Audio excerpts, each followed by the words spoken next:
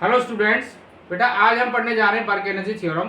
इससे आप दुनिया का कोई भी क्वेश्चन फिजिक्स का 1 मिनट के अंदर सॉल्व कर सकते हो, बल्कि उससे भी कम टाइम में। ठीक है, चलो स्टार्ट करते हैं बेटा, टाइम वेस्ट नहीं करते हैं। वर्क एनर्जी थ्योरम ये क्या कहता है? ये कहता है work done due to all forces equal to change in kinetic energy. Simple इतना सा ही है बस। Work done due to all forces, nature के अंदर जितने भी वर्क डन है, ठीक है ना, चाहे किसी भी तरह का फोर्सेस हो, कंजर्वेटिव फोर्स हो बच्चों या नॉन कंजर्वेटिव हो, इनर्शियल फ्रेम हो या नॉन इनर्शियल फ्रेम हो, चाहे कैसा भी फ्रेम हो, समझ गए ना, सारे फोर्सेस का जो वर्क डन आएगा that will be change in kinetic energy. यानी work done due to all forces equal to change in kinetic energy delta की। ठीक है जी, बस इतनी सी थ्योरम है। आप इससे फिजिक्स का कोई भी क्वेश्चन सॉल्व कर सकते हो। अभी अपन एग्जांपल लेके समझते हैं इस चीज को अच्छे ढंग से। ठीक है, बच्चे इसको रट तो लेते हैं, work done due to all forces equal to change in kinetic energy, लेकिन इसको अप्लाई नहीं कर पाते। आपको मैं अप्लाई करना सिखाता हूं, बिल्कुल जीरो लेवल से एकदम टॉप जेई एडवांस लेवल तक के सारे क्वेश्चन आपसे इस कंसेप्ट को पढ़ने के बाद सारे सॉल्व हो जाएंगे मिनटों में। ठीक है जी, तो बेटा स्टार्ट करते हैं। सबसे पहले हम एक प्रॉब्लम ले लेते हैं और प्रॉब्लम से स्टार्ट कर देते हैं। स्टार्ट है ना, कॉन्सेप्ट को समझना। तो बेटा लेते हैं पहला क्वेश्चन विदाउट वेस्टिंग टाइम। ठीक है जी,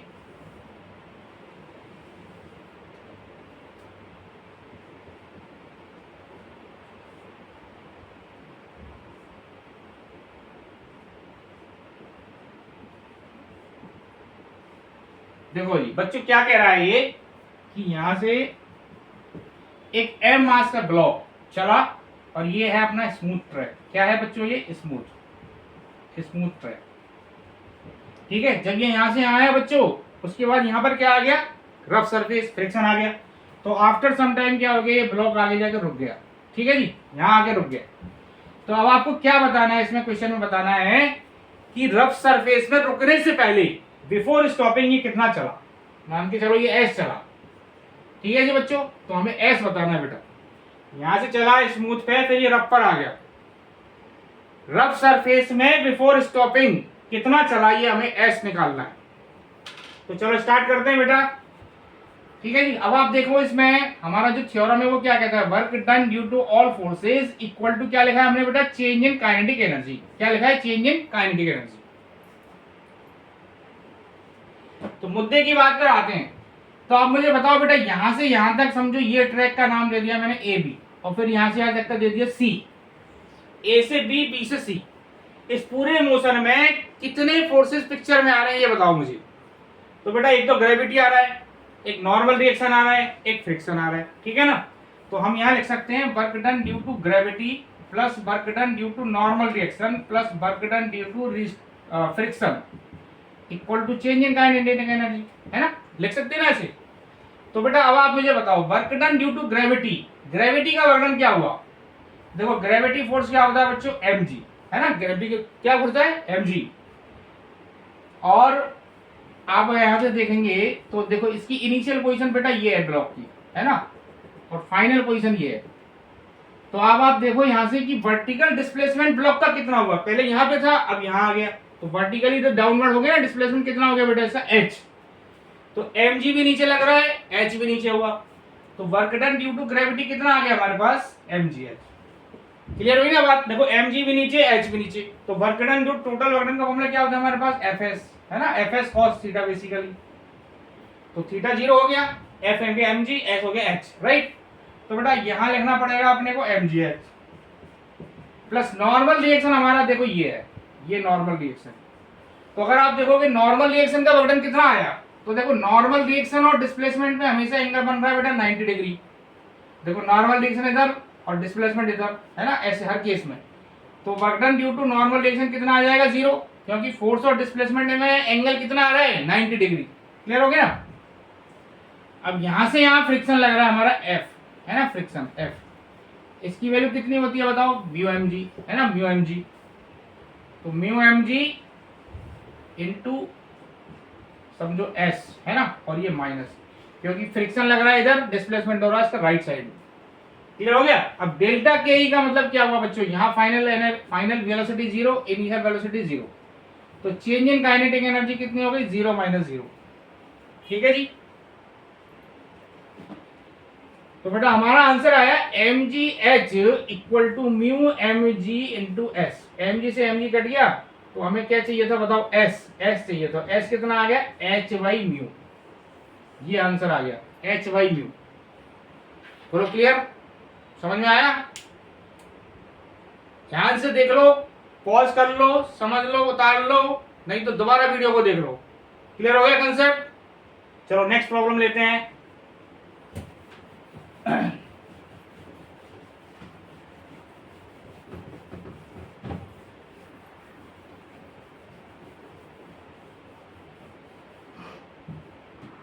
देखो बेटा, समझो कि ये इस बार हम ले रहे हैं स्मूथ ट्रैक है, ये समझो, है ना।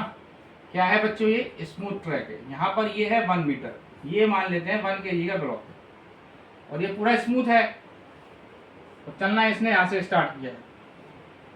ठीक है जी, यहाँ से चलना, यहाँ पहुंच गया ये, और मान लेते हैं ये है हमारा 0.8 मीटर। क्या है बच्चों, 0.8 मीटर। तो जब ये ब्लॉक यहाँ से यहाँ गया है ना, यहाँ से रिलीज हुआ, ये यहाँ से क्या करा हमने, रिलीज। देखो एक चीज याद रखो, अगर आपको इनिशियल वेलोसिटी नहीं दे रखी है तो उसको जीरो मान लिया करो इनिशियली, है ना। अब ऐसे दे रखा है रिलीज है, कई बार नहीं भी देता तो हम क्या मान लेंगे उसको, इनिशियली सेल्फ अंडरस्टूड मान लेते हैं कि भाई इनिशियल वेलोसिटी जीरो है। तो यहाँ से चलना स्टार्ट किया इसने, चल के यहाँ पहुंच गया, तो हमें बताना है इस वाली कंडीशन पे इसकी वेलोसिटी क्या होगी, इस केस में वेलोसिटी इसकी क्या होगी हमें बताना है। तो बेटा लगाते हैं कंसेप्ट। कौन कौन से फॉर्मूले हमारे पास, work done due to gravity, work done due to, देखो यहां से यहां तक कौन कौन से फोर्सेज आ रहे हैं, work done due to gravity plus work done due to normal reaction. दो ही फोर्सेज है, ग्रेविटी लग रहा है और नॉर्मल रिएक्शन लग रहा है, इनका वर्क डन क्या आ गया, जीरो। ठीक है, तो बेटा ग्रेविटी कितना आया, देखो ग्रेविटी तो वही है mg, mg मतलब 1g, है ना, इनटू यहां से यहां तक। देखो h निकालने में बच्चे कई बार गलती कर देते हैं, h ये नहीं है। h क्या होता है बच्चों, ध्यान रखना है, h इज वर्टिकल डिस्प्लेसमेंट। देखो इसकी इनिशियल पोजीशन ये है, this is your initial position, है ना, और बेटा फाइनल ये है। तो यहां से यहां तक कितना डिस्प्लेसमेंट हो गया, ये 0.2 मीटर। देखो ये 1 है, ये 0.8 है, तो कितना आ गया 0.2, तो डिस्प्लेसमेंट हो गया 0.2। अब देखो ग्रेविटी भी नीचे लग रहा है, डिस्प्लेसमेंट भी इसका नीचे हुआ, तो वक्डन क्या आएगा इसका, पॉजिटिव, राइट।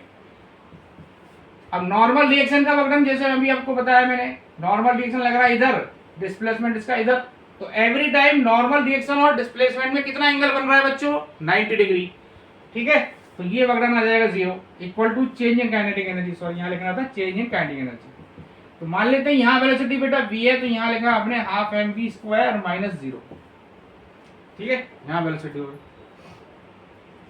ये आगे कितना आ गया 2 equal to half m, m कितना है हमारे पास 1 इंटू वी स्क्वायर।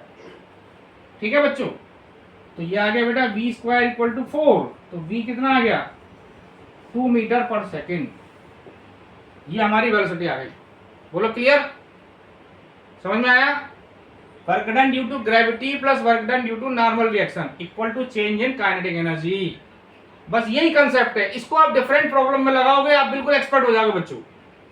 मतलब अब आप सोचोगे कि सीखेंगे कैसे इसको, जितना अप्लाई करोगे डिफरेंट डिफरेंट टाइप की प्रॉब्लम्स में, आप स्टार्ट करो बिल्कुल जीरो लेवल से और ले जाओ उसको जे एडवांस तक, लगाते जाओगे अपने आप तुम्हारे इसमें टिप्स पे आ जाएगा ये। ठीक है, नेक्स्ट प्रॉब्लम लेते हैं बच्चों।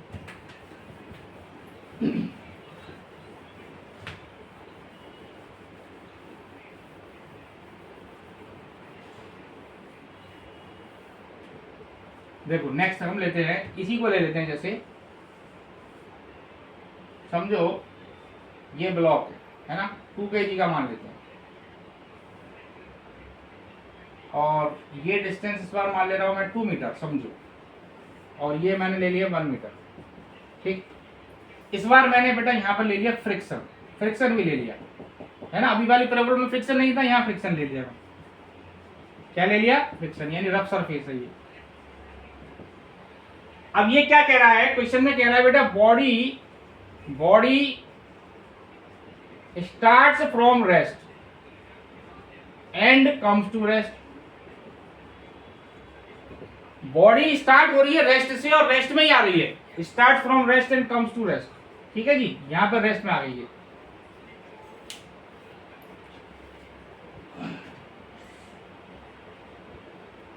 Body start from rest and comes to rest. ठीक है, तो हमें क्या बताना है, फाइंड द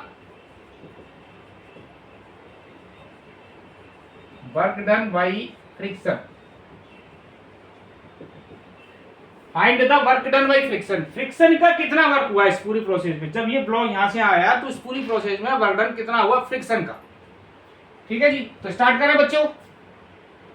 क्या लिखेंगे बताओ, work done due to gravity, work done due to normal reaction plus work done due to friction equal to what, change in kinetic energy. बस यही था वर्क एनर्जी थ्योरम है। अब आप देखो बच्चों, यहां से यहां तक ये है 2 मीटर, ये है 1 मीटर, तो ये कितना आ गया 1 मीटर। यहां से यहां कितना डिस्प्लेसमेंट हो गया इसका 1 मीटर। तो वर्क डन ग्रेविटी कितना आया बताओ, 2g तो वो है ना फोर्स हो गया, इनटू डिस्प्लेसमेंट हो गया 1, 2g इंटू 1। ठीक है ना बच्चों, प्लस नॉर्मल रिएक्शन का वर्क डन कितना आएगा, अगेन 0। दोबारा बताने की जरूरत नहीं है क्योंकि नॉर्मल रिएक्शन इधर, डिस्प्लेसमेंट इधर, 90 डिग्री एंगल है। ठीक है, अब फ्रिक्शन का वर्क डन मीटर निकालना है अपने, है ना, equal to change in kinetic energy. Change in kinetic energy कितनी आएगी बताओ, बाद में भी रेस्ट में आ गया ये और इनिशियल भी रेस्ट में आ गया, तो फाइनल भी 0, इनिशियल भी 0। तो वर्क डन फ्रिक्शन का कितना आ गया बच्चों बताओ, -0, सॉरी कितना आ गया -2 न्यूटन, सॉरी -2 जूल, -2 जूल आ गया। ठीक है, तो वर्क डन नेगेटिव आ गए। अब आपके दिमाग में आ रहा है वर्क डन तो माइनस आ गया, तो आ सकता है क्या, हाँ बिल्कुल आ सकता है, वर्क डन नेगेटिव आ सकता है बच्चों। नेगेटिव आने का मतलब क्या हो रहा है, क्योंकि नेगेटिव का मतलब क्या हुआ कि जो फ्रिक्शन होगा और डिस्प्लेसमेंट होगा वो दोनों 180 डिग्री पर होंगे, यहाँ दिख भी रहा है। जब ये इधर जा रहा है तो फ्रिक्शन लग रहा है लेफ्ट साइड में और डिस्प्लेसमेंट किधर हो रहा है इसका, राइट साइड में, तो दोनों अपोजिट सेंस में है ना, इसलिए नेगेटिव आ रहा है ना। तो इसमें घबराने की जरूरत नहीं, वर्क डन नेगेटिव आ सकता है। क्लियर हुआ। तो आज मैं बिल्कुल छोटी वीडियो बना रहा हूँ बेटा, आपको कैसा लगा, 10-15 मिनट की वीडियो है, 15-20 मिनट की है ना। आपने 3 क्वेश्चन इसमें करे हैं, अब आप क्या करोगे, थोड़े से 2-3 क्वेश्चन करके देखो। मैं भी 1-2 वीडियो फिर 1-2 दिन में बना के आपको दोबारा देता हूँ। थैंक यू बच्चों।